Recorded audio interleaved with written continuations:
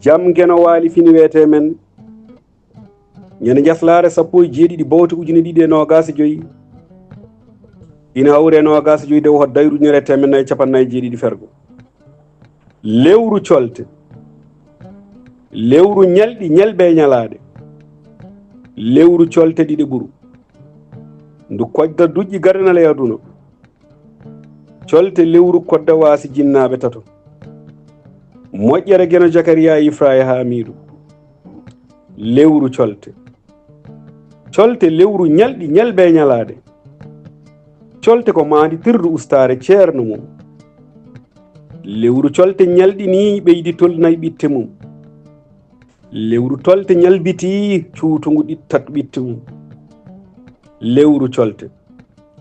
lewru ñalɗi ñalɓe ñalaɗe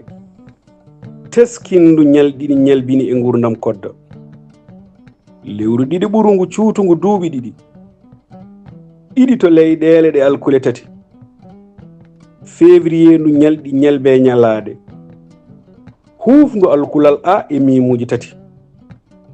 lewru colte mo ɗiɗi ɓuru ɗinmi tat e ko heddi telɗinta so wona oya anditi newni nehi woppitta pikku pelma jombede e maggal jombata an kam ko karminanta ko gene dagnanma limatu harrimu ma akhallallahu laka tabtaghi mardata azwajika ngam ɗaɓɓidde weli o suddiɓe ma kuɗol kodde jobmu maqama ilitama kumballita ko cangel ciwalli duguba sare nayere ngo luggere manna luggere yooli laana yoolori kuyi hamadi manna samba mo jarata koso pari ñande 17 bawte décembre ujune ɗiɗi e nogas joyi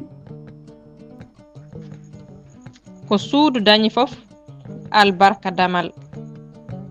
kala ko neɗɗo dañi yo jomum yettu sababu neɗɗo woto yejjit jarde balluɗo ɗum walla danduɗo ɗum hunde arde ha yetti fof wonɗo rewi ɗon hana yejjitede konngudi dabɓi boɗel e basel fof guittata joote seede ala ko nafata ala ko fewnata ala ko waylata kala ko helta tawat ina famɗi tawat ina yawni kala ko famɗi heewi ko gasda taw haaju humtaki seeɗa ko joote tan ɓeydata duɗal pulaar murtuɗo joog yo jam ñallu ñallenen nder heen